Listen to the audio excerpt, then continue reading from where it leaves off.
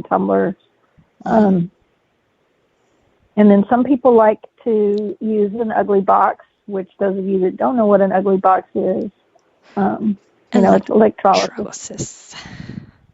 And I know you and I both made in the past, we made our own electrolysis. Yep. And you want to talk more about that? I'm going to try to clear my throat. Yeah, I definitely can. So technically it's a little harder nowadays. We used an old cell phone charger that actually had the plug and the cord attached, not like via USB or anything like that. It was all one unit. So we were able to strip the ends of it, cut off the part that goes into the phone, and split the wires into the two, negative and positive, and put alligator clips on it. And we'd run the electrolysis that way. The only thing is, I think I killed the last plug, and then I had another one, and then it actually ate through the alligator clips. And I know if you've listened to the show, you've heard me talk over and over again about needing to make a new electrolysis machine, and the fact that I just couldn't find alligator clips that, were 1 inch to 2 inches versus these like tiny alligator clips. So Gypsy did bring up a good point. I should check out Harbor Freight and some other places, but for the alligator clips or something similar. So it's one of those, like, I know the ugly box is out there. I know it's kind of pricey, and most of the things that I do and have done have been DIYing it. Right. I invested in good brass brushes that if you are a new listener, or if you have not heard this yet, if you're going into a hardware store and the purpose of you going to the hardware store is twofold, you're getting whatever, but you're also looking into the brass brushes, you want to bring a magnet with you.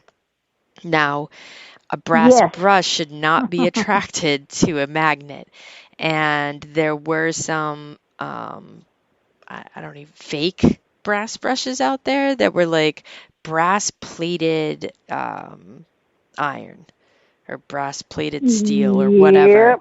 And those will if you are getting a brass brush for the purpose of cleaning brass relics or brass buttons or things of that nature, you do not you do not want to use iron or steel.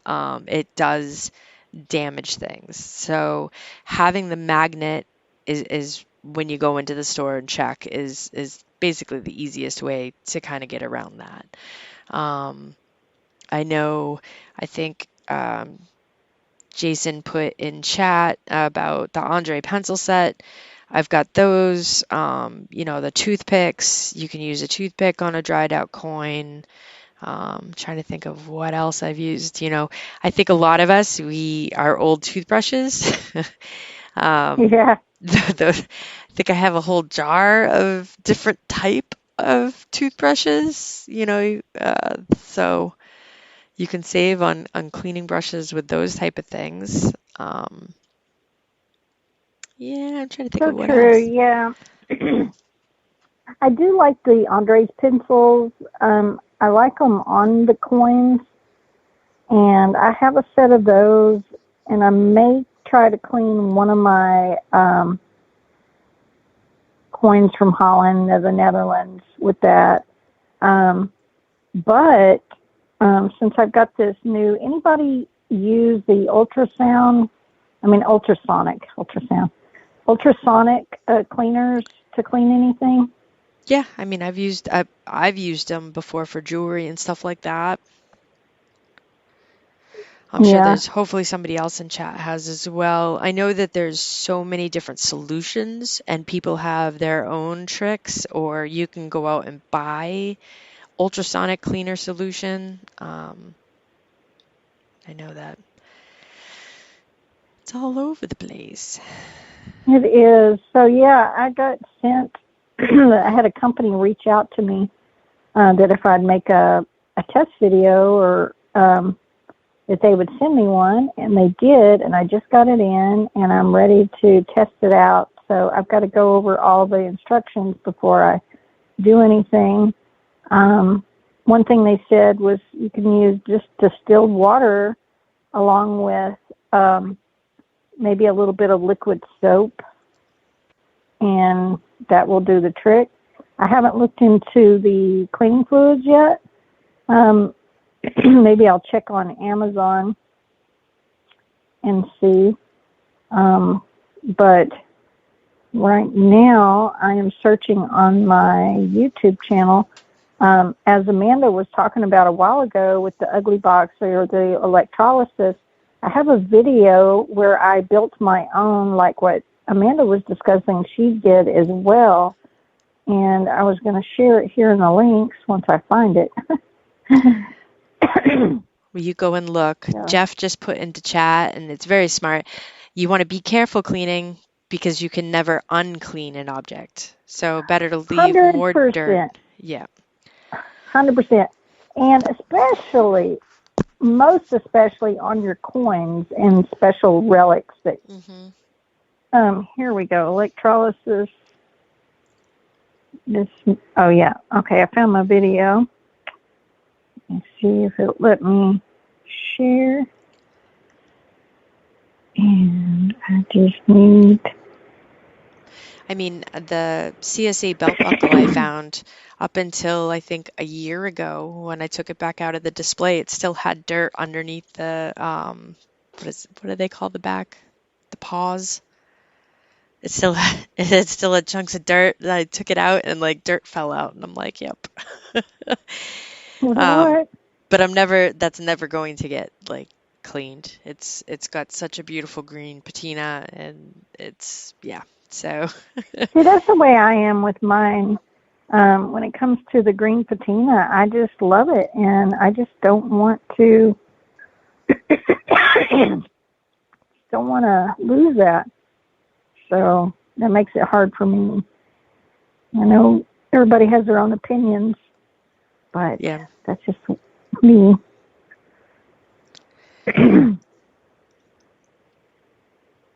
Yeah, I mean, there's lots of good tips out there. And I mean, like you and I, we go to a lot of places that are dump. So there's, you have a lot of pewter, you have a lot of lead, the silver coins coming out looking just awful, awful, awful, awful. I've done the hydrogen peroxide and the baking soda and all of it, and the junk on them is still, it's like burned onto these coins. So yeah. True. But yeah, I would never clean like you said, the CSA buckle or anything like that. With anything. It would be just the way it is for me. I would brush it off, of course, maybe even rinse it off, but that would be it. I could not clean it at all. There's no way I would.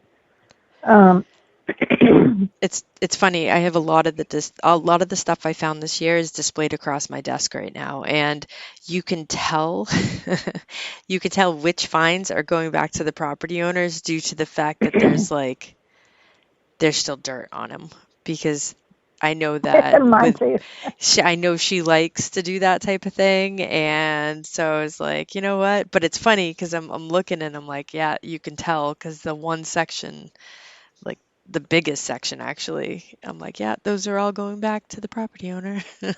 Some pretty sweet coins, but again, there's no way I'd be cleaning them up too much, so. Oh. Sorry, I'm still trying to share this link on here. Don't know why it's not allowing me to here. But I do have to say, each time we go digging somewhere, I know when you and I and Jackie all went to our favorite beach, and the Button Dump and some other places, Walmart has these like plastic plates. And I have way too many of them now. I think every time I go, I get some because they're just they hold up better than the paper plates. And I Right. found that if I keep adding stuff to the paper plates after a while, it's like you can't move them. So these plastic plates work great. Throw them in a bag, and then the toothbrush and magnifying glass and That's funny. Yeah, I do like that. The plate idea. Yeah, and I've always done that too. In the past, I'll just take a paper plate too. But it was nice when we went, you know, last time to visit you, and we just used, those plastic plates because you can always just rinse them off and reuse them, after. So it's cool. I think, I sent you a fine sheet card, yes, laminated. yep, laminated Yeah, with the it's got like the rulers on both sides. yeah, yeah. And what I do like, it's got those little places where you can put the coin, and it kind of looks like a little bullseye, so you can put the coins on there and show you the size too. But it's got the links, like if you want to put anything to figure out how big it is or large or anything. Kind of cool. But yeah, you can put your finds on it as well. Hmm. I got that in my video as well that I used this last time for the first time, I think, or second time. Pardon me. No, you're good. You're good. Um, so I know that you got out, probably not with the results that you had hoped, but it seems as though much of that is how it is being a treasure hunter. Do you want to talk about that at all? Refresh my memory. That happens a lot. All right. So you went out on a hunt this past week. That I think it was on Tuesday of this past week. Oh, yes, yes, yes. Okay, so yeah, I guess that was Tuesday. I had a friend that had done some research, and we got permission to go out. We were looking for a big treasure, actually, and he thought he had located it and found it. Asked me to come out there. I apologize. But anyway, we went out there, and I drove quite a ways, used my metal detector, got 2 hits, and we videoed it. Ended up being trash, not what he thought it was, and I was a little discouraged because we ended up having to sign contracts because this was a big treasure. But I'm just curious how many of you go out at times. I know we all get skunked from time to time, but it's really crazy when you're going after a larger treasure and sometimes you drive far. Yep. And you put a lot of effort into it, or somebody else has put a lot of effort into it, and it's bust. If anybody wants to share your experience, we'd love to hear it. But I know it happens to us all, and I'm sure it's happened to you as well. I mean, there's plenty of times I've been out just metal detecting, but I guess I was getting my hopes up because it was such a large treasure. So maybe that's why I was a little more disappointed. Well, I mean, it's really any of the like if the research has been done and you in your brain you're like, oh, this could be an encampment, oh, this was a battle site, oh, this is, this, that, and the other, whether it's a cache or something else. and you have done research and you're on that trip, whether